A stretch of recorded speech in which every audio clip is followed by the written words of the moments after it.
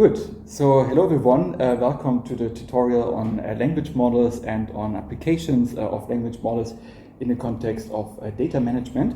So before we go any further, let me first of all show you a little video which demonstrates how it feels like to use one of those latest generation language models. The model that I'm using in the following is the GPT-3 model by OpenAI. All right. So here I'm using this model via a simple web interface, and as a use case I'm just using an article from Wikipedia about Edgar Cod, and I'm just copying the article and then I'm inserting the text into the interface for the language model.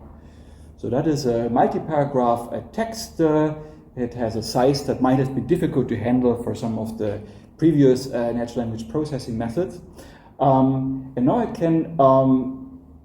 can ask some high-level question about this text, and as you see here, the language model extracts the right answer from this text. This is, by the way, the out-of-the-box version of the model. It is not trained specifically for any of the tasks that I'm presenting here. Here I'm asking for the location. That answer is correct as well. Now let's try something else. Let's, for instance, try asking the model to summarize this text in a specific number of sentences, let's say 3 sentences, and let's see what it does. All right, that is a reasonable short summary of the text above, I would say. Now let's see how flexible it is. Maybe it was just a coincidence. Will it respect our wishes if we use, for instance, 4 sentences as opposed to 3? And here we get a little bit of a different output format, but again, it seems to make sense. It is a summary in 4 sentences, and it is extracted from the text that you see above. Let's try something else again. For instance, let's say that we want to classify the text above into one of the categories that we specify on the fly to the model, which is called a zero-shot classification. Now here, let's say that this text here could fall into categories: a biography, maybe a fictional story, a research paper, or a business report. And of course, we know that this probably relates most to the biography category, and indeed, this is what the language model retrieves. And perhaps instead of the text, maybe we can also classify the person that the text is about, again specifying the classes that the model can choose from. And so, for instance, here we could have classes for whether the person is a baker, the person is a journalist, engineer, or a researcher. And of course, we would mainly associate that person with being a researcher. So let's see what the model says. And indeed, that is the category that it retrieves as well. All right. Now, let's try yet one more task. We are giving the model a couple of facts, and then we are asking the model to decide which of those facts are true and which ones are false based on the text above. So here, for instance, maybe Cod invented the relational model. Maybe Cod worked for Oracle. And maybe Cod received the Turing Award. So of course you can only use the text above in order to answer those questions. And here the fact that isn't backed up by the text above, that is indeed the second one. All right, and now maybe let's try the inverse just to make sure. What happens if we ask which of the facts are correct? And again, the model is able to retrieve the right facts from this list that we're giving to it. All right, so those are just a couple of examples for use cases for language model. What is particular about those use cases is that I'm not specifically training the model in order to solve any of those use cases. With previous methods, I would probably have to specify some training samples of text summaries with 3 sentences, for instance, or for trying to answer those fact-related questions, I probably would have needed to provide the model with some training data a priori. And that slows the whole process down, of course, but here in the latest generation, it is often enough if you just describe in natural language the text that you want to do, and you provide the source data for executing this task as well as a part of the so-called prompt, which generally designates this input text. So that's just for showing a little bit where we are currently with natural language processing, and I wanted to start by giving you a little intuition for this, for those methods. Now, for the ones who don't know me, my name is Emmanuel. I'm from Cornell University. And I guess over the past couple of years, you could classify my research into two streams. First of all, we have been working on topics around the interface to database systems and data analysis systems backed up by natural language processing methods. And in another research stream, we have been looking at various tuning problems in the context of databases. And most recently, I noticed that those two research streams, every once in a while, start merging and overlapping. And we actually have topics at the intersection between the two. And that is, I think, an interesting trend in general. I think there's currently lots of new use cases opening up with those language models. And I want to tell you a little bit more about that. And I mean, of course, there's many different natural language processing methods, but it turns out when I'm looking at our recent papers, many of them use specifically language models, which is the topic of this session, which are nowadays generally considered the state of the art in natural language processing. So yes, generally I'm excited about language models, and now I want to share some of that excitement with the community, and this is why I decided to give this tutorial here. What I'm expecting from you in terms of background is, of course, some background in databases, because after all, we are at the database conference. Maybe some very, very high-level intuition for deep learning methods. I mean, if you know a little bit what a neural network is, for instance, that is mostly sufficient.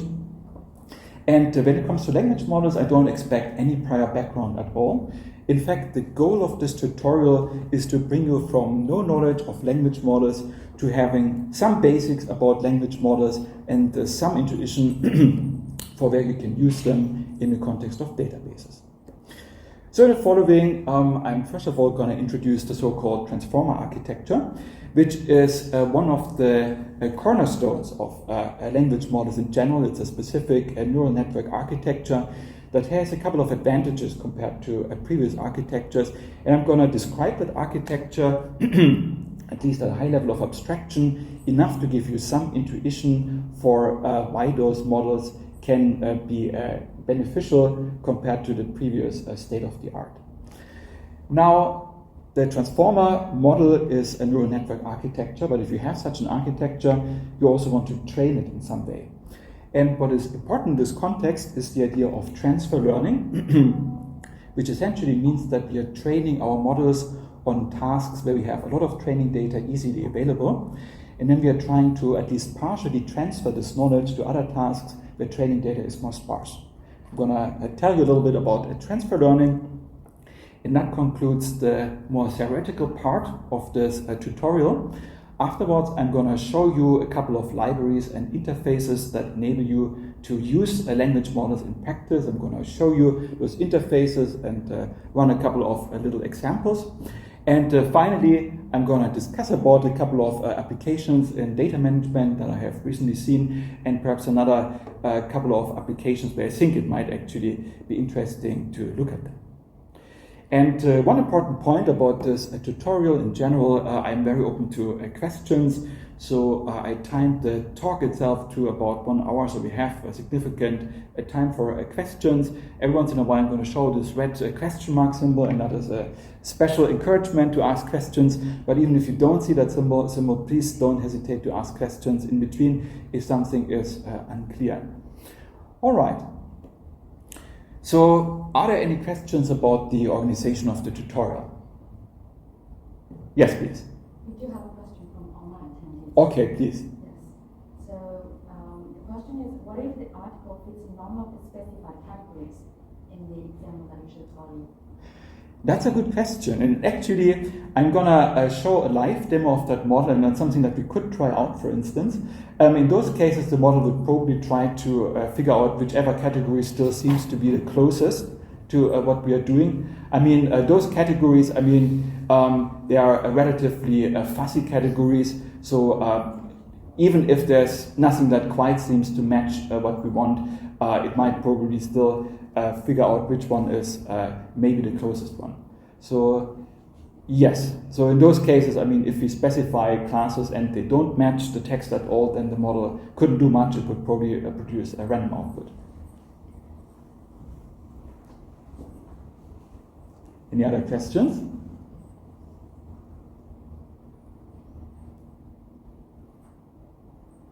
All right. Okay, if there's no immediate questions, then I'm going to continue. All right. And the first topic that I want to talk about is the so-called transformer model, which is a new neural network architecture that is nowadays dominant in natural language processing tasks and even a couple of other subdisciplines of machine learning. And the transformer model has actually been introduced in this paper by Vasmani and others from Google, and it has the beautiful title, "Attention is all you need." And here the keyword is really attention, because that is the primary mechanism that the transformer model uses in order to make inference. Now, in the following, I'm going to give you a quick intuition for what those attention mechanisms are, because they're important to understand why the transformer model has advantages compared to prior models. And I was thinking about how to introduce this attention mechanism best to a database audience specifically. And I think actually a good way to provide a first intuition for attention mechanisms is by making an analogy to key value stores, which I assume most of you will be familiar with. Now that might sound a little bit far-fetched, but bear with me. I'm going to make the case why there is some similarities between those two concepts. And the first thing is that when comparing attention mechanisms and key value stores, then there's quite a bit of shared vocabulary that people use to talk about those things. I mean, in both cases, we talk about keys, about values, and about queries. And what's even more, those terms, they also have somewhat related semantics in both of those scenarios. In general, in both cases for key value stores and for attention mechanisms, the goal is essentially to match queries to keys and then to retrieve the values that are associated with those keys. Now, to give you a highly simplifying intuition for those attention mechanisms, let's consider a simple example. I'm first going to give you the simplifying intuition, and then later I'm going to tell you why that intuition was simplifying and what changes when compared to the real model. Now, in general, we are processing sequences of tokens. Here, that is a sequence with, let's say, 4 tokens, assuming that one token represents one of those words, which not always is the case. Now, the attention mechanism essentially associates those tokens with keys and values. And here I'm representing them by those abstract symbols, whereas in reality, those are high-dimensional vectors. Now here, the color simply represents the function of the corresponding vector, whereas the symbol shape represents the symbol shape is what I'm going to use in order to match the queries to keys in the following. So we are associating those tokens with keys and with values, and also we are associating them with queries. Specifically, if we're talking about the so-called self-attention mechanism, where the queries and the keys are associated with the same tokens. And how the attention mechanism works now is as follows. Take, for instance, the query associated with the first token. What we would do is that we compare this query to all the keys from the other tokens, and then we are checking whether there is a match. And one important property of the attention mechanism is already that those different comparisons for different keys and different values, they can happen in parallel, and that is one of the properties which distinguishes this model from prior work, where you have more sequential steps in order to process the sequences. Now, in this example here, we are trying to find a match for a triangle, the query, and there's exactly one key matching the symbol, which is the one at the right side of the slide. So here we have a match, and because of that, we are retrieving the associated value, and that becomes the output for the corresponding token. So that is the high-level intuition for the principle. We are trying to match queries to keys, and then we retrieve the associated values. Now, I've done this for one specific query, but in the same way, it can do this for the other queries. And here, if you want to take a second, you can verify that here I'm always retrieving the values associated with the matching keys for each of those queries. Are there any questions on this? Yes, please. I think it's okay. The fact that there are common values between the domain of keys and values, is this by pure chance or? So between keys and values, well, I mean, in principle, all of those are vectors within the same vector space. So I'm simplifying. That's one of the simplifications that I'm using discrete symbols and binary matching similarity function, basically. In reality, you could have similar vectors between keys, values, and queries. I mean, what's most important is that you have some degree of similarity between queries and keys. And for the values, you might still have some similarity there, but you're not directly matching the values against something else. Yeah, that is a good point. I mean, in general, I have used various simplifications here. First of all, those symbols that I'm using here, in reality, those are real valued vectors of a high dimension typically. And then, as discussed, I don't have a binary similarity function, but I rather have a continuous similarity function that maps query and key pairs to some degree of similarity. And the output for each of those queries is also not one single value, but is actually a weighted sum over different value vectors. And the weights, they derive from the similarity between the query and the associated key. And what I have also simplified here is that in reality there are multiple normalization steps, but the high-level principle is the one that I have shown you before, and that has some similarity with how key value stores work. So in reality, things are of course based on vectors and matrices. So here we would have some kind of input vector where different rows would be associated with different tokens in the input sequence, and then we have some embedding dimension, which here are the columns of those matrices, and those different embedding dimensions, they enable us to represent different semantics, for instance. Now, those input matrices would be mapped by learned functions to the query, the key, and the value matrices. And those form the input to the attention mechanisms. So in order to calculate the similarity between queries and keys, we can essentially use a multiplication. And then in some cases, we might actually want to prevent the model from making links between specific queries and values, which I have also not shown in the simplifying example before. If I want to prevent the model from considering certain connections between queries and keys, then I can represent that by a so-called mask matrix, which essentially enables me to assign very low values to certain positions in that matrix. Then I'm using scaling and finally multiply with the value matrix, and that gives me the final output of the model. So this is a little bit more realistic about what happens internally in those attention mechanisms, and as you can see here, this can be realized quite efficiently by those matrix operations. Now, I think it is helpful to see a visualization of those attention mechanisms. I'm going to show you a quick visualization before I show how we can actually compose those attention mechanisms into larger models. All right. So this is an example where the input contains two separate sentences separated by the special separator sentence. I attend a conference that takes place in Sydney. And what we have here is the strength of the similarity between specific queries and specific keys. So here we have the same input sequence on the left-hand side and on the right-hand side, and the strength of those connections in the middle essentially represents how similar the corresponding queries and keys are. And what we see here is, first of all, that there are, for instance, some connections between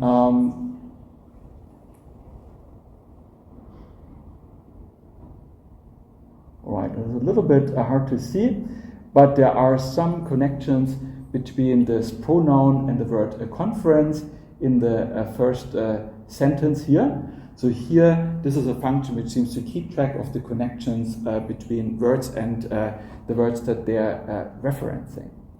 So if you want to see a little bit more details about how those similarities are calculated, we can get those details as well. So here on the left-hand side, we see a representation of the corresponding query vector. On the right-hand side, we see a representation of the corresponding key vector. And here, essentially like the x-axis that represents the embedding dimensions, and the color represents the value of the in the corresponding dimension. So if it is a strong blue, it means that it is a high positive value. If it is a strong red, it means it's a low negative value. And as you see here, if we build the pairwise product of those different dimensions, then we get the vector that we see on the right-hand side. You see that this vector has a strong blue band. There seems to be multiple close embedding dimensions with high values. Those are marked in blue. And if you compare that to the two input vectors, the query and the key vector, then you see that both of them have a strong red band at about the same location. So the query and the key vectors, they match because they have low negative values in specific embedding dimensions, and that results in high positive values in the final output. And because of that, the corresponding connection is very strong, and we have a high final value when summing up those different components. So this is essentially the principle, and the whole magic lies in how we learn to map those tokens to those different embedding vectors. Are there any questions on this? Yes, please.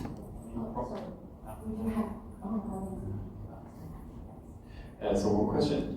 Probably they're, like, as you said, they have like way larger dimension in reality, right? Those queries keep values. Correct. So in this visualization, is there some projection going on, or like how does this work? I was just wondering, because I mean there seems to be this nice band, but probably in reality it's not true that the vector is just randomly between like a certain range we have like increased values, right?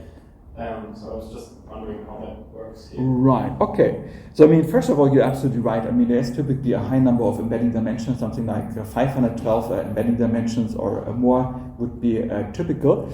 And I mean, the visualization might not be able to represent each specific value accurately. But I mean, here essentially it's using one pixel for each of those dimensions. So still, it should give you a maybe not 100% fine-grained, but still pretty fine-grained representation of the corresponding vectors. And now the fact that those vectors have the same value, or they have like related values in the same embedding dimensions, that is not a coincidence. I mean, that's something that would come out as a process during the training process. And I mean, this is what enables it to do the matching. So I agree with you, the visualization probably is not like perfect, but I mean, the fact that those seem to be in the same embedding dimension, that is, I mean, that's not a coincidence. So I mean, that is fully intentional. All right, very good question. Yes, please.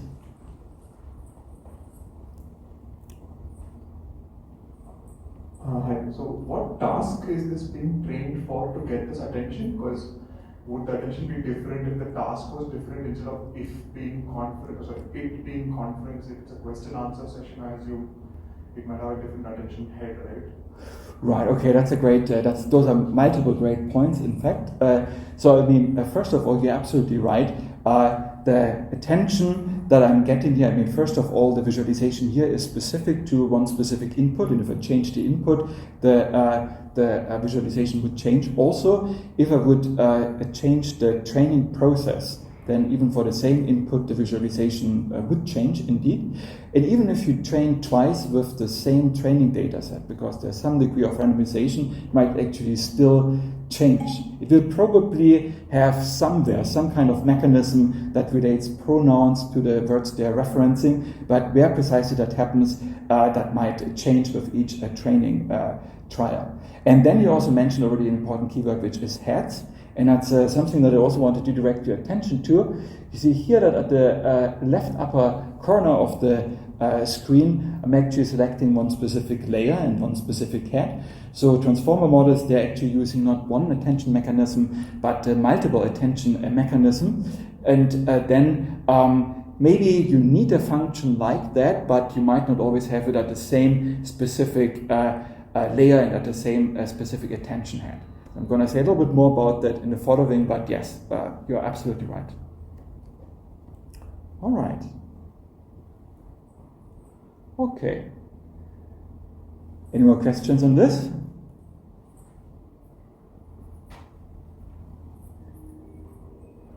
Hi, I just want to understand the special tokens in that picture. I'm not sure if you already talked about those CLS and. Oh yes, that is a great question. Let me quickly see whether I can make it reappear. You mentioned the CLS symbol, and a CLS symbol is introduced automatically in order to mark the beginning of the input sequence. The reason why we're introducing a specialized symbol there is because if we have certain tasks such as text classification, then in order to find out what the model has decided in terms of which class a certain entry should belong to, we will typically look at the output vector after the final layer that is associated with this CLS symbol. So you are right. So I mean, we would always start the input sequence with those CLS symbols. It depends on the specific model that you're using. Here I was using the so-called BERT model, which is one particularly popular transformer model. And other models might have slightly different special tokens, but many of them have some kind of special tokens. All right. So now I've introduced attention mechanisms, maybe a few words about why those attention mechanisms are beneficial. In order to assess that, you probably want to compare to previously dominant approaches for text processing, and that would be, for a big part, those so-called recurrent neural networks. And without going too much into detail, what they're doing essentially is to go through the input sequence and then perform a computation step for each of those tokens in the input sequence, which involves some multiplication of large matrices. And one important property here is that those different steps, they don't happen in parallel, but they must happen sequentially, because you're reusing the output of the previous step as an input for the next step. So here the number of sequential steps is proportional to the number of tokens that I have in my input sequence. Now, and that shows when comparing the complexity of attention mechanisms to the complexity of recurrent neural networks. For this self-attention mechanism that I have introduced before, we would have a complexity per attention mechanism that is, first of all, quadratic in the number of tokens n, because I have those pairwise comparisons between all queries and keys. And then I have an overhead that is proportional to the embedding dimension, which was what we saw in the visualization, where we essentially had to go through those vectors and multiply those different values in each embedding dimension separately. For the recurrent neural networks, we have a number of steps that is proportional to the number of tokens we are processing. And in each of those steps, we have to perform a matrix multiplication whose complexity is quadratic in the embedding dimension. So one first conclusion here is that if the embedding dimension is larger than the number of tokens, which nowadays might not always be the case, but I mean it is still typical, I would say, in those cases the number of computational steps for the self-attention mechanism is actually preferable. Perhaps even more importantly is the question, what can you parallelize? And for the transformer model, for the attention mechanism specifically, one of the nice properties is that all of those different comparisons, they can essentially happen in parallel. So you have essentially a constant fraction that you have to execute sequentially. It doesn't really grow in the input size. And compared it to the recurrent neural network, where the number of intrinsically sequential steps that you need to perform is proportional to the number of input tokens.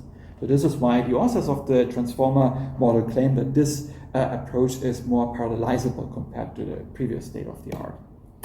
And related to that, if you look at the maximum path length in terms of computational paths, then for the attention mechanism, again, you have direct the comparisons, and the output is generated based on one of those comparisons. For the recurrent neural network, you have multiple steps that each use the output of the previous step as input, and it means that error can propagate over multiple steps, and according to the transformer model authors, that makes it harder to learn. So this is some intuition for why those attention mechanisms have been a bit of a game changer in the context of natural language processing, and those are the fundamental building block of the transformer models. So we have already quickly discussed about the fact that we might actually have not one attention mechanism, but multiple attention mechanisms. The catchword of hat was mentioned, and that is indeed what we have in the transformer model. So in the simplest case, you might have only one component that you see here with a highly simplifying representation. So I'm leaving out a lot of details here. Essentially, the input would be the sequence that I want to process. I would typically transform the tokens of the input sequence into embedding vector representations that I will be working with. And in addition to the input sequence itself, models like the BERT model that we have used for the visualization, for instance, they will also require some additional input which essentially encodes the position for each of those tokens. Because since all of those comparisons in the attention mechanism, they happen in parallel, the information about which token has which position can get lost unless you provide some additional input to the model which captures that. And this is what you're doing for the BERT model, for instance. And then the output is essentially the outputs that you're getting from the final layer of this transformer model. And as you see here, the transformer has multiple layers, where in each of those layers you apply one or multiple of those attention mechanisms, and then the output of one layer feeds as input into the next layer. So something like around 10, 12 layers would be typical, for instance, at least for the BERT model and the models that appeared around this time. Here it says not only self-attention, but specifically multi-head self-attention. And that relates to the question that we had before. We have seen it in the visualization. We have essentially seen something which seemed to be a mechanism that enables the model to relate pronouns to the words that they are referencing. And of course, this is an important type of dependency. But there might be other types of dependencies that we want to keep track of. For instance, the dependencies between subjects and verbs, to name just one example. So that means that in each of those layers, when looking only for one type of dependency, we are probably not getting enough information. This is why in parallel in each of those layers, we would have multiple attention mechanisms, so-called heads, that each look for their own type of dependency. And so indeed, we have seen one specific head of one specific layer in the visualization before. But in reality, those transformer models would have many layers and many attention heads per layer. You could represent them as a matrix, which I'm doing here. So you've seen one of the cells within that matrix in the previous visualization. Here we have like different rows for different layers in the model and different columns for different heads in the model. And this is still the visualization of the same input sentences that I have shown before. But yes, so definitely you don't want one single attention mechanism, but you need a whole bunch of them. Now, this, yes, please. So having these multiple heads, how do we kind of configure them? Like, how do you tell this head is for that pronoun relation, this head is for something else? And I can't imagine that. That is a great question. So very frankly, I mean, this is emergent behavior, basically. So in your training data, you only provide essentially end-to-end training, like figuring out which of those cells should look for what. That is all happening automatically, basically. And I mean, if I'm saying things like this attention mechanism is responsible for linking pronouns to the corresponding words they're referencing, that is my interpretation of what I'm seeing. I can actually not guarantee that this is exactly capturing the semantics of how this specific attention mechanism is working always. So yes, I mean, I cannot tell a priori. I am not doing anything to force specific cells to behave in a specific way, but it just turns out that if you give it enough end-to-end training data, we're going to discuss more about training in the following, then you often find cells when looking for it that seem to capture certain types of dependencies that you might intuitively expect to be useful. But all of this is just an interpretation of what I think is going on in the model. Yes, so that is, yes, I mean, that's that's not forced in any way during the training. Only implicitly. Great question. Okay, very good. So yes, I mean, this is one of those transformer models which we would call an encoder-only model, and it works well for certain types of tasks. For instance, if you want to do a text classification with a fixed number of classes, then the output size is kind of, it doesn't have to be variable. You just have a fixed number of classes, and you can solve that with this kind of model. And then we have already discussed about a CLS token. You would typically look at the vector associated as output with the CLS token in the final layer of this transformer model, and then use this in order to associate the text with a corresponding class. For classification, that works well, but what happens if you try, for instance, to generate longer text as output? Maybe the summarization approach, for instance, here, the length of the summary would not be fixed. I mean, it might be fixed in the number of sentences, but that still keeps it variable in terms of the number of tokens. And that means I cannot use any architecture which prevents me from generating output of variable size. And so this might be insufficient, and it has been expanded into something called an encoder-decoder architecture, which means that we have a second component here which is capable of generating variable size output. Now, the second component called the decoder here, it essentially gets as input the output that has been generated by the encoder, first of all.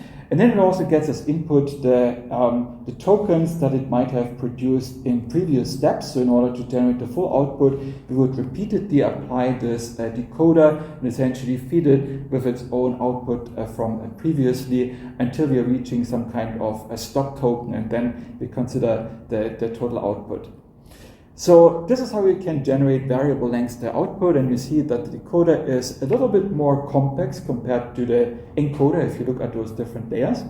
What changes is this. So first of all, you see that the decoder still has those multi-head self-attention layers where we are essentially linking together different tokens from the decoder input. But in addition to that, the decoder can essentially query the output of the encoder in order to benefit from the processing that was done on this side. And this is done by the so-called multi-head cross-attention layers, where now we don't talk about self-attention anymore, which means that queries and keys might be associated with different sequences. This is how we can transfer information from the encoder to the decoder. And both together is a pretty powerful model. The final output of the decoder would essentially be a probability distribution over different tokens. Then we can, for instance, use the maximum probability token, or we can add some kind of noise. I'm going to show you some examples for that in practice later. You have a little bit of a choice about which architecture you're using, and one of the reasons why I'm presenting that is also that if you are trying to find one model in order to solve one specific task that you are interested in, then it pays off to know a little bit about those different architectures in order to narrow down your search in terms of which models might be eligible. Because the popular models, they actually implement different subsets of this architecture. If you take something like BERT, for instance, that would be an encoder on the model. If you take something like GPT, like GPT-3, the model I have shown, that would be a decoder model. And then there are like models like BART or T5 that implement like the full architecture. And it depends on the task that you're trying to solve, which of them you probably want to use.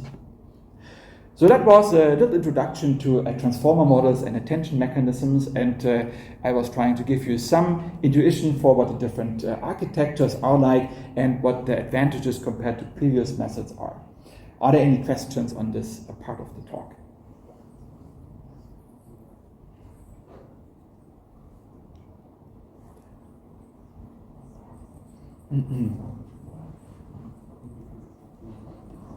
Could you just repeat what's the cross attention? Multi-band cross. The cross attention layer. Okay, of course, yes.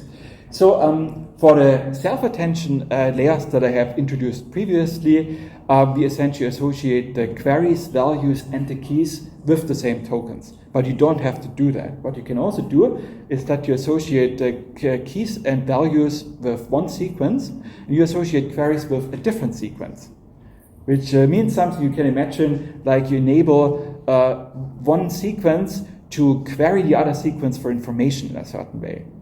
And that is what is happening here. So here basically we are enabling to transfer information from the encoder to the decoder, because we are associating the keys and values and the queries with different sequences there. Great question. Any other questions on this? Yeah, here I should show it again. Yeah, this is what is transferring information from the encoder to the decoder.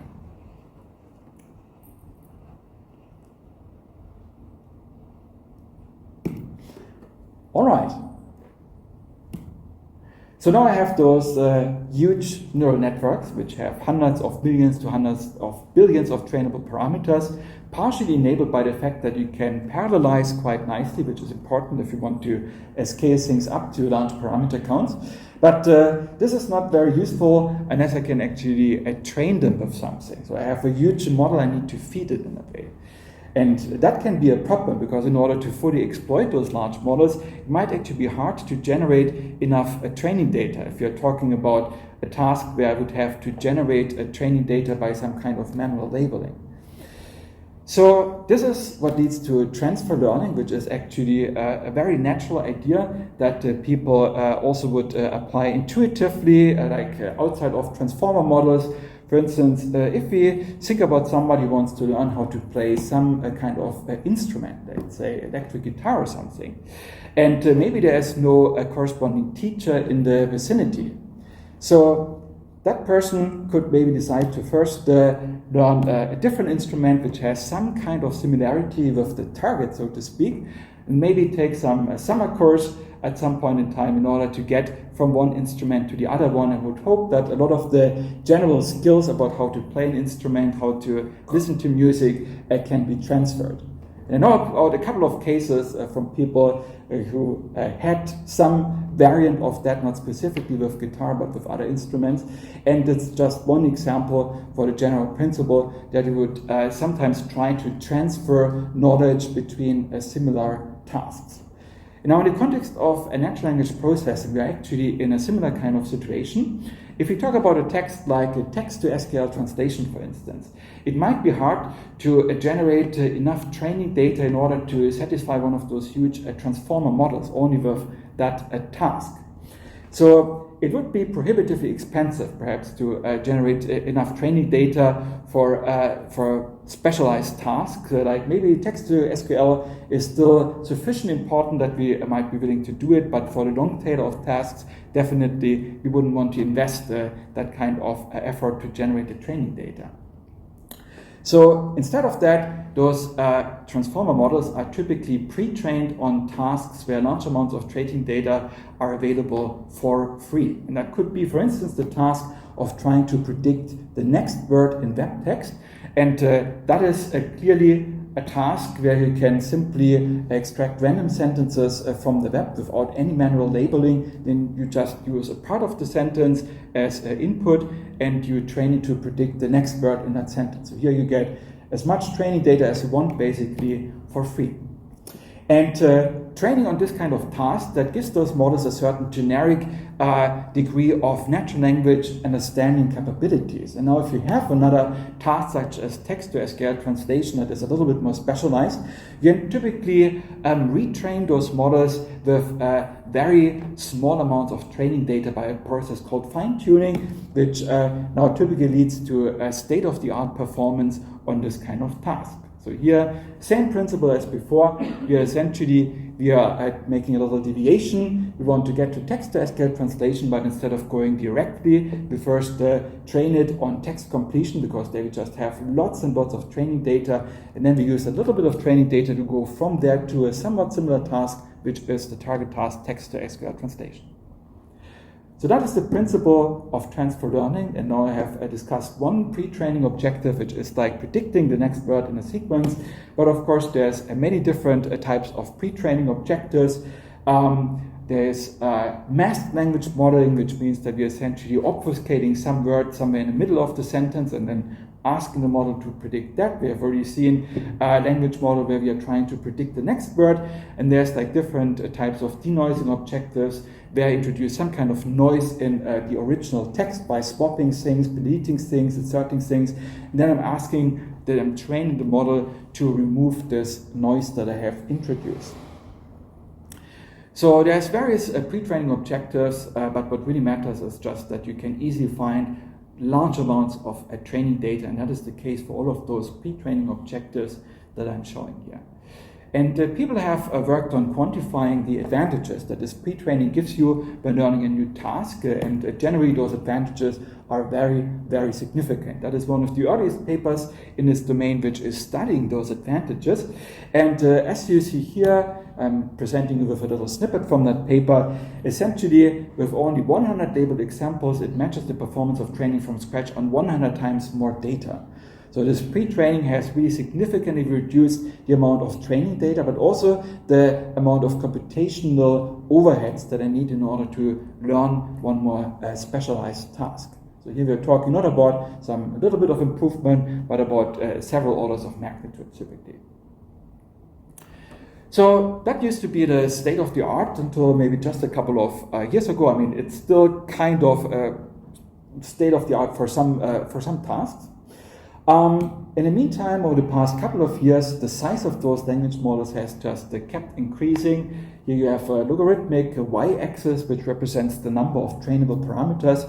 On the x-axis, you have time. You see that it actually starts quite recently, just a few years back, where people introduced the BERT model with a few hundreds of millions of parameters, which seemed like a lot at this time. But then the size of those models quickly grew. The GPT-3 model that I have shown initially has 3 orders of magnitude more parameters, 175 billion trainable parameters, and that is not even the largest model around anymore. So that is currently still ongoing, it seems, but I mean, people have very significantly increased the size of those models by orders of magnitude. And that actually turns out it changes the way you can use those models. So one of the first papers to pick up on this is the one that you see here. Language models are few-shot learners. And this paper essentially makes the case that once your language model is large enough, then you don't even have to necessarily fine-tune it anymore with training data. It is often sufficient to do what I have shown initially, to just instruct the model in natural language about the task that you want to do.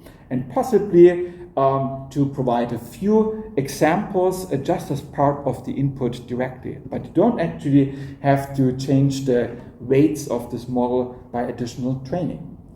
And that is very interesting. I mean, that means that you essentially don't, in an extreme case, don't even have to provide any training data anymore at all.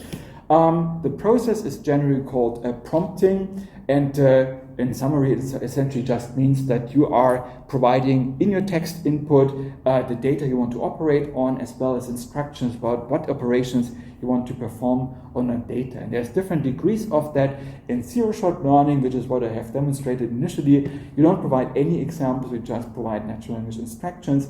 In few-shot learning, you would integrate a couple of input-output samples as part of the prompt, which can help the model in order to increase accuracy. But definitely, you don't actually need to train the model anymore. One caveat from my experience, and others have also picked up on that, the way in which you formulate the task description, for instance, often matters quite a bit, and there's also dedicated research on trying to automatically find the best way to express your task to a model in order to increase or to optimize accuracy. But just so you be aware, if you are working with those models, you try out one way to formulate a task, it doesn't work, try a little bit of a different way to formulate the same task, and that can often fix the problem. I think there's a yes. Since you have worked with this, could you give some examples? I would just be interested, like intuitively. So I know this is a bit empiric, but maybe you have some experience here.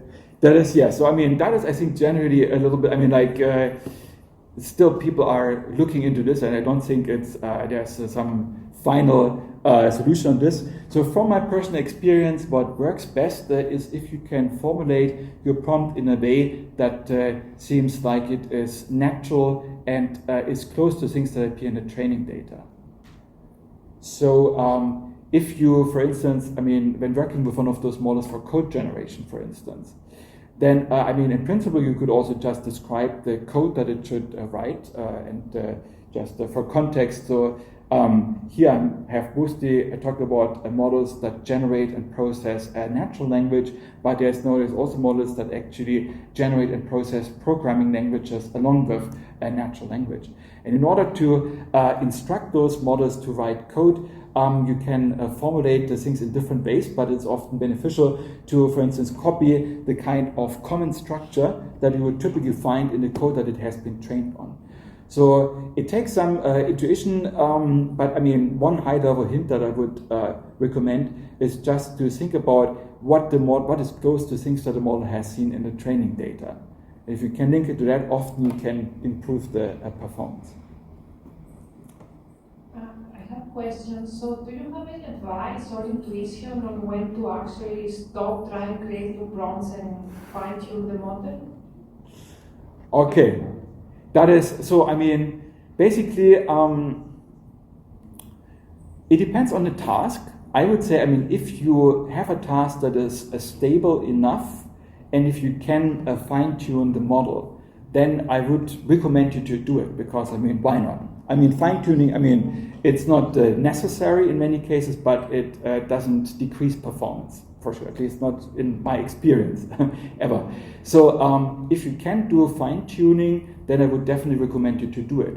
Now, if you cannot do fine-tuning for some reason, for instance, I mean, one reason might be that there's, for instance, no possibility to fine-tune a model which is hosted by somebody else. For instance, I'm currently using the Codex model, which is a model by OpenAI, which does generate programming language code, and that cannot be fine-tuned yet. So then I definitely have to stick to prompts. Also, sometimes it can be expensive to do fine-tuning. For instance, if the model is hosted somewhere else. And I guess sometimes you have tasks where you actually want to give the end user, for instance, some power in like describing what the end user wants to do. And then you cannot fine-tune for that in advance. So those are cases where you cannot use a fine-tuning and you do a prompting. But I mean, if you can use fine-tuning, then I would probably recommend you to do it. And I mean, and then basically, I mean, the big advantage of this prompting method is I think that it expands the scope where I can use those models if I don't have any other training data. But if you have training data for the choice, I would do fine-tuning. Okay. Sure, great question. Any other questions on this? Yes. There's one question that I missed for last section. The question is, are similarities computed differently for cross versus self-attention? So the general principles behind the attention mechanism is the same. So, I mean, the main difference is that just like what are the queries, keys, and values associated with. And in the self-attention case, all of them are associated with the same tokens. In the cross-attention case, they are associated with different tokens. So yes, I mean, the principle, how the attention mechanism works, otherwise, that is the same.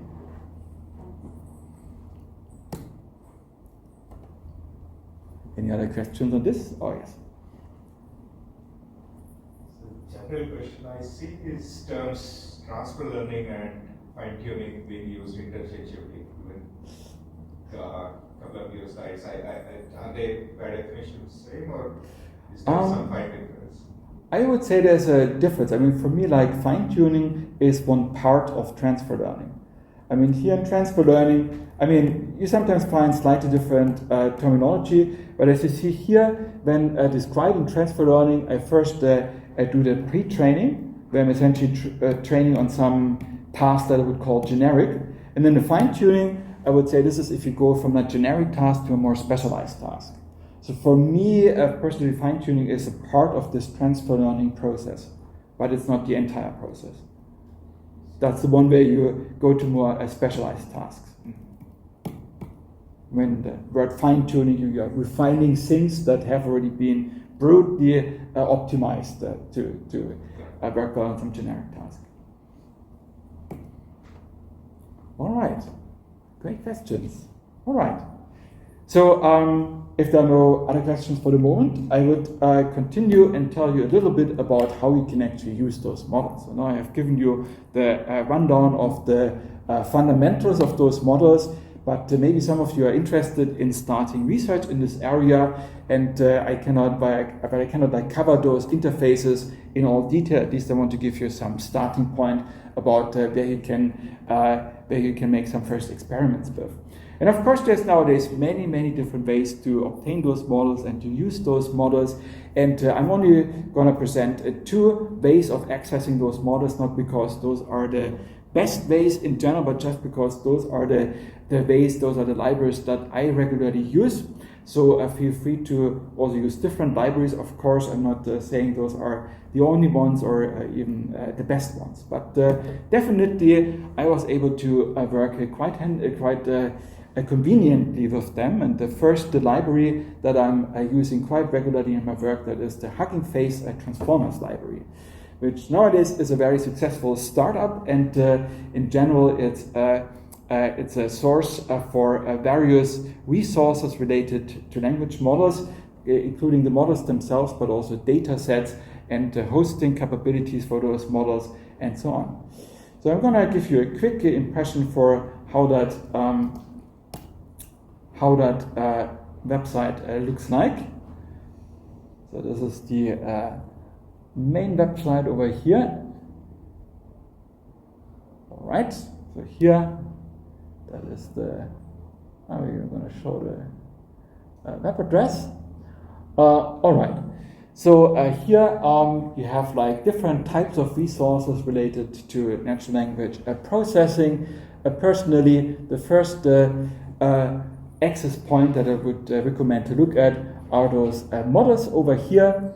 And here you already have a very large repository with 10,000s of pre-trained and fine-tuned models that cover various different tasks. So if you have a specific task in mind, you often find multiple eligible models that might come with different trade-offs in terms of performance and accuracy.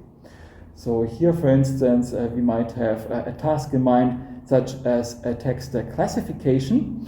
And here you see we still have a very large choice of corresponding models, and maybe we want to refine it a little bit more. Then we could, for instance, impose some constraints on the language that it should process. And here we have a couple of corresponding models. Let's, for instance, have a quick look at this model. It's a derivative of the so-called Roberta model, which already, as the name suggests, has some relationship to the BERT model that I have discussed before. It's the same architecture, but it is trained on a more extensive training data set, and there are a couple of other small changes here. And here you have one of those models pre-trained for sentiment classification. So if you try something like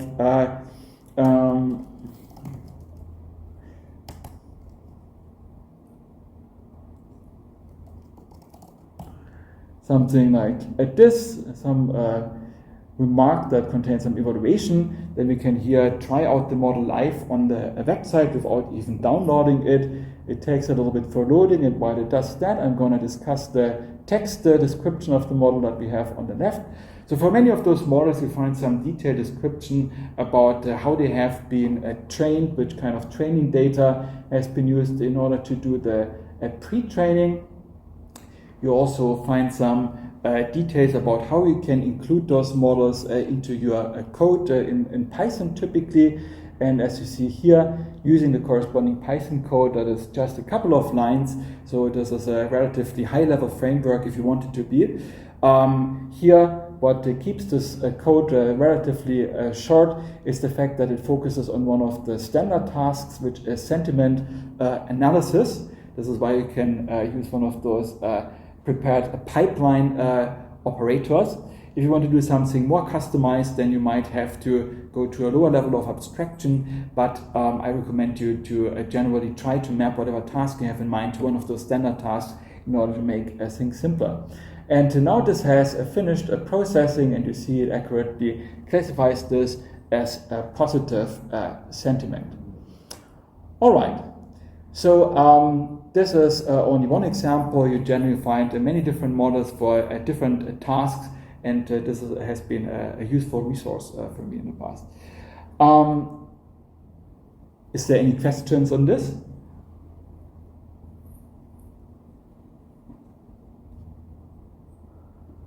All right, so this is a website where you can actually download the associated models and use them in your own code, but that is not necessarily the case. There are like other providers which don't actually enable you to download the model yourself, but you can use it as a service basically. And one of them that is OpenAI. I have showed that in the initial demo.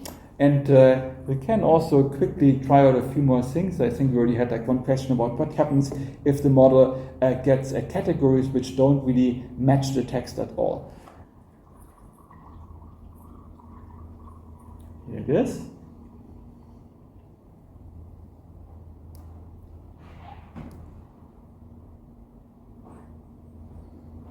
All right, so this is the playground where I can just live try out different prompts. And perhaps what we want to do here, I think we had this Wikipedia article. All right, so maybe a quick word on some of those configuration options that I have on the right-hand side. So here, first of all, I can choose between different models that I can use here. I'm taking the GPT-3 Da Vinci model. The GPT-3 model comes in different sizes. Da Vinci is the largest size, 175 billion parameters. You also have like smaller sizes, which typically process faster, and also you have to pay less money, because this is a service where you typically have to pay per amount of tokens processed. And you can essentially choose whether you want to go for the maximum size or whether you want to use one of the smaller models.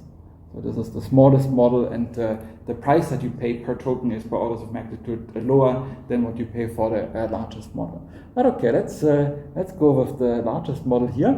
One other important parameter here is the so-called temperature, and I had quickly mentioned for the decoder model that it produces a probability distribution over output tokens, and now the question is, what do you do with this probability distribution? One possibility is to just use the maximum probability token as output, but you can also be a little bit more adventurous and add some degree of randomization there. And this is what the temperature parameter is essentially influencing. If I set this temperature to 0, then the model becomes deterministic and will produce the same output when given the same input.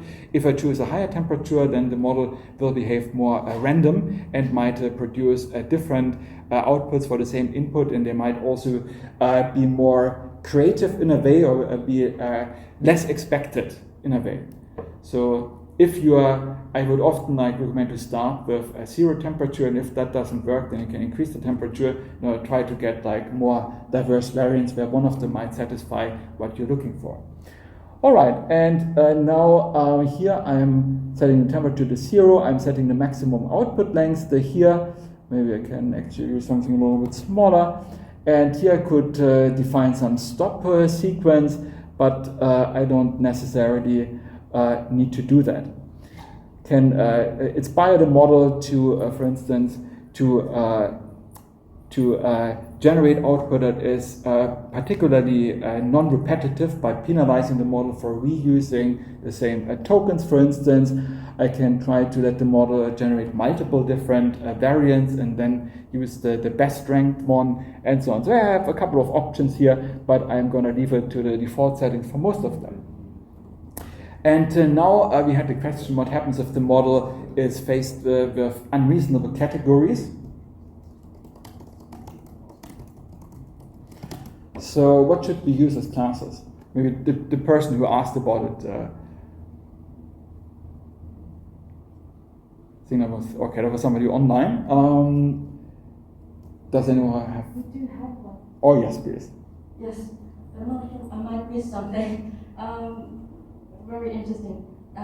He said that, can you try this? This is anything but a good conference. This is anything but a good conference. So here in the classes, or? I'm not sure. Or that seems to relate to the example that I have shown before. I think so. I see. Yes, we can try this. This is anything but a good conference. Yes. So there's the catchword good in there, so maybe we can fool the model into thinking that this is actually a positive sentiment. And we will see. So this is a smaller model than GPT-3 by 3 orders of magnitude, so it's significantly less powerful. I would guess that it can still do it, but let's see. All right, that takes a little bit.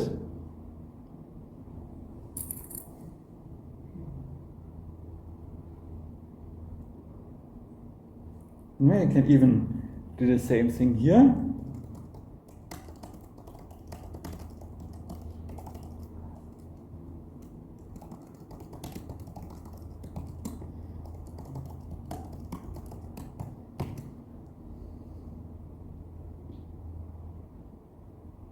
Yeah, so this one recognizes that conveniently, but now let's see whether the smaller model can still do it.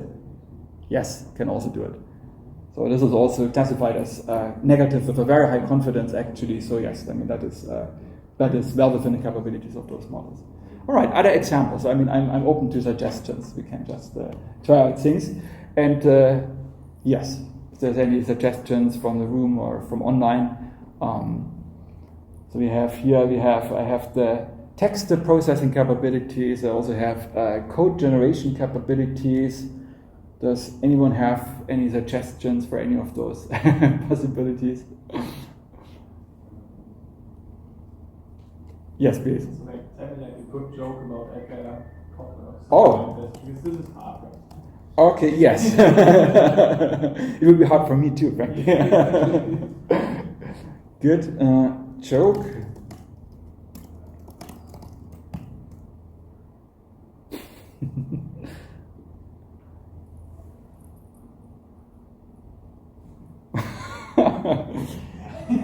I'm not sure whether I would have done better. It somehow goes in the right direction. And actually, one important property that you see here is that those language models, they actually integrate a certain amount of common sense knowledge from all the texts that they have read. I mean, here we haven't explicitly specified who that is, this person, but from the training data, the model has actually seen apparently somewhere who that person is, and this is why it links the joke at least to relational databases. So, yes. And that's something that we can actually try whether it improves with more temperature. But I mean, it's not, I mean, it has the structure of jokes typically, and it relates to the specific person, so it's not too bad. I mean, let's see.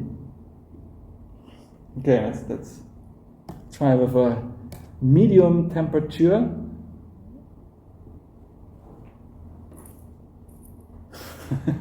It's not. That's not getting better.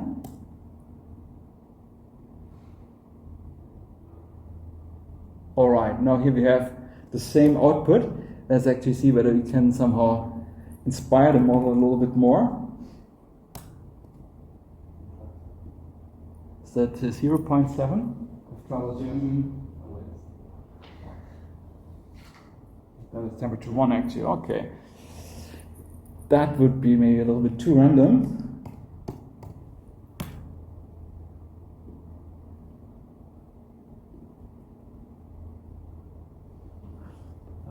All right. Let's maybe go for the maximum for once.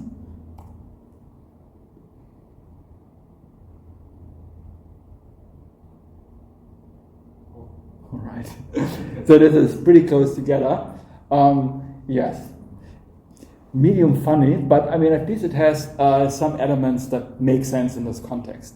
That was a very good example. Any other propositions? Conversational in some sense, like We can use it as such. It's not a. if you say that it has some like common sense knowledge, can we ask it like who's your famous Armstrong and why? So there are multiple Armstrongs, and maybe it has to define what it likes. That's a good one. Yes. So I mean, there are language models which are specialized for dialogues. There's a couple of really specialized models currently, for instance, by Google. The Lambda model recently has attracted some attention. And this model is not particularly specialized for dialogues, but we should still be able to use it to some extent as that. And you are essentially suggesting this one? Okay, maybe let's go down here a little bit more.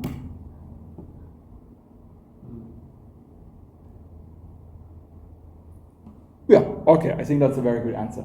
And yes, I mean, here again, it is combining like natural language understanding capabilities as well as the common sense knowledge. Any other questions on this?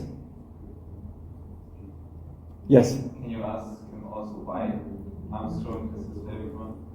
Okay. Like this? Oops.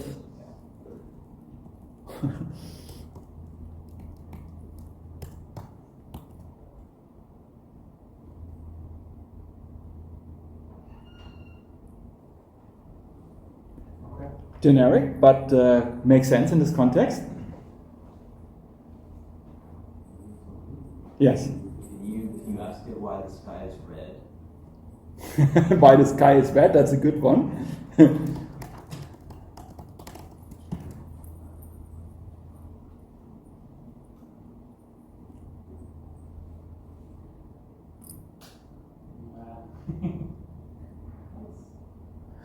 It could, I mean, like if it is the evening, if the sun is going down, could make some sense. I guess the answer we were both looking for is like that the sky is not actually red. Huh? It's not totally unreasonable, but it's not challenging the premises of the question. Any other suggestions?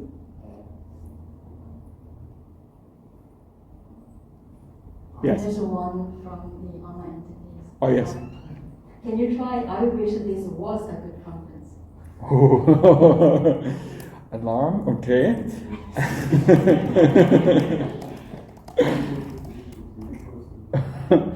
All right, so that's an open-ended statement. Let's see what it has to say to that.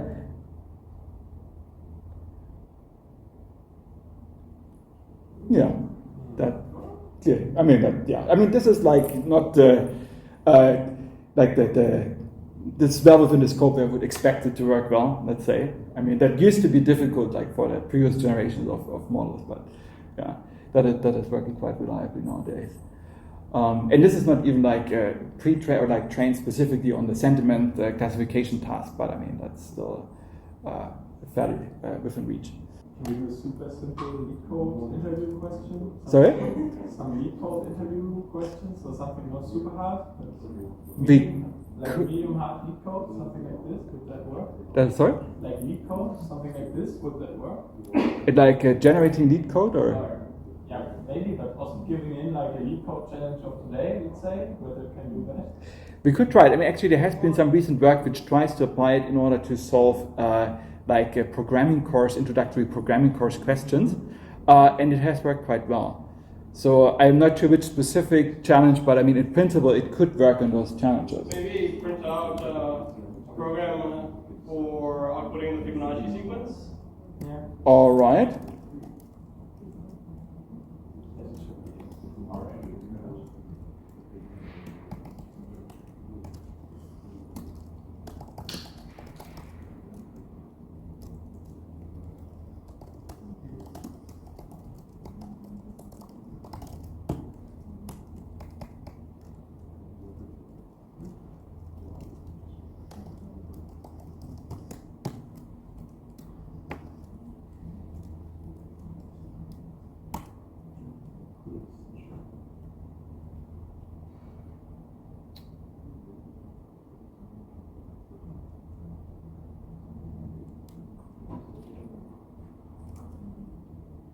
Yeah, so I mean, the Fibonacci sequence, I mean, in general, it means that we have to add them together. So I entered this here in Eclipse.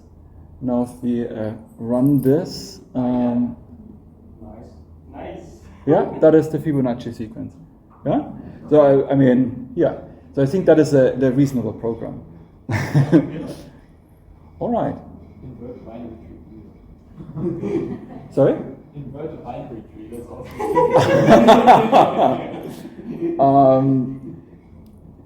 I mean, yeah, that's might work.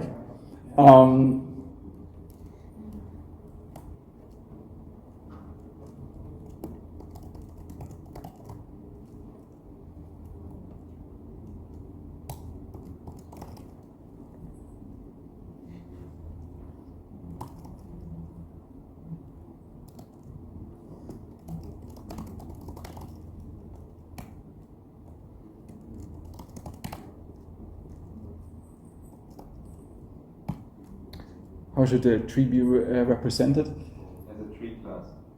No. As a tree class? Tree doesn't work.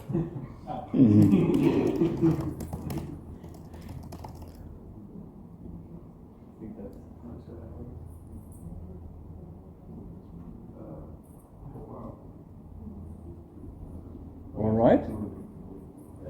So depending on what we mean, I mean here it's basically like inverting like the two positions, and I mean like even it kind of like inferred like what is the likely names for those fields. We haven't actually specified the tree class, but I mean I think this would be reasonable. And if we would like specify the tree class beforehand, it would should be able to actually relate it to the right variables. So yeah. Page rank still some potential for improvement, but some of the other things that doesn't work too bad.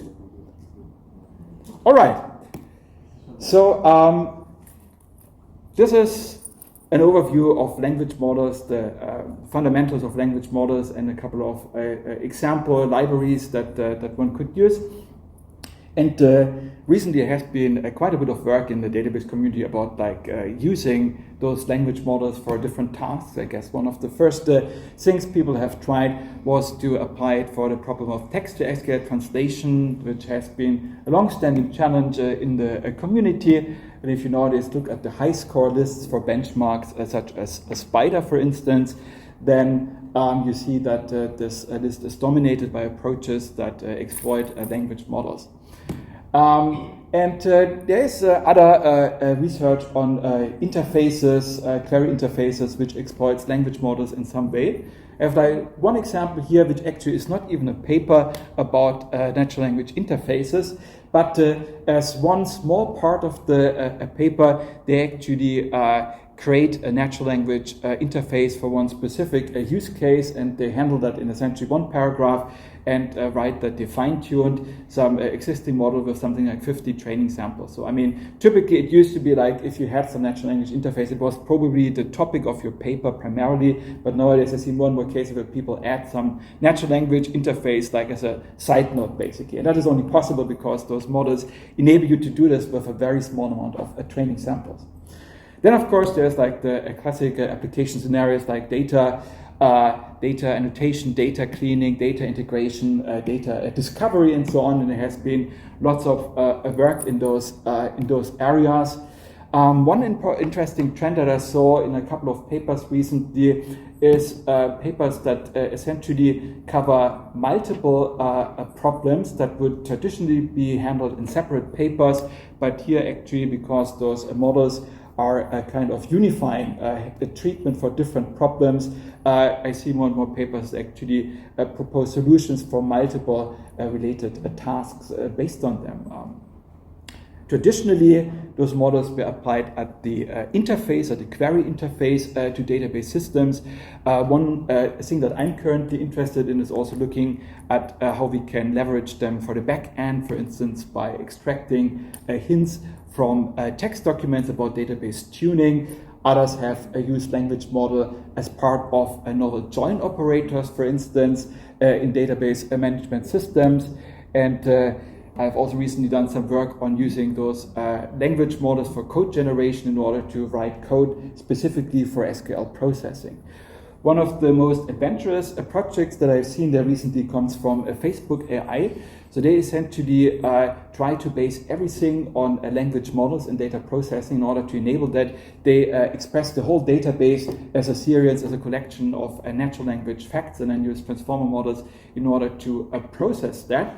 So in general, those are just some examples, but there's currently lots of use cases for language models opening up. And I think in general, there's like two interesting directions to do that here, either to apply language models in data management or the other way around, and bring some of the insights from data management to the domain of language models. Some of the things that I think might be interesting to look at in the one direction would be, of course, like using those language models for various types of interfaces. I think that's going to be a very big use case. Also, like using them in order to expand database systems to text data processing, and then that's a pretty recent possibility, but thinking more about how we can use those language models for programming languages in order to specialize and optimize the code of our database management systems for specific scenarios might be another interesting use case.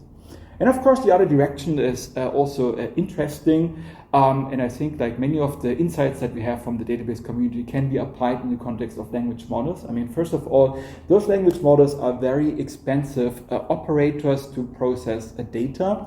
They have limitations such as they only can process a limited input size, which relates to things that we have been looking at, like operators that cannot fit like the entire data set into memory, for instance, but have to decompose processing into multiple processing steps with different data batches. So that's something that we actually do need with language models too.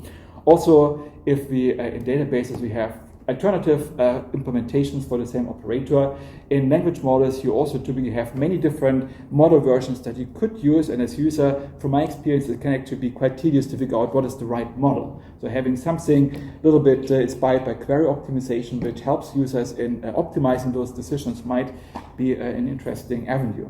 Then, of course, beyond being operators, language models are also data, and especially the latest generation of language models is actually very large to store. So those repositories which try to store many different language models, they have some large-scale data management problems, and there as well, some of our insights might be useful. So we have reached the end of the time. This is why I'm coming to the conclusion here. And in general, here in this tutorial, I wanted to convey the fact that there has been interesting progress in the domain of language processing, natural language processing, code processing as well. It's mostly filled by two key ideas, which is the transformer architecture that I have introduced, and the concept of transfer learning in order to provide those large models with enough training data. And I hope that I've shown you that this enables some interesting new use cases. I've shown you a couple of interfaces and libraries that are, in my experience, helpful. There's many more resources out there. And I have quickly discussed about some new applications for those models in the context of data management that have recently appeared. So thank you very much for your attention. And if there's any more questions, then I'm happy to answer them here as well.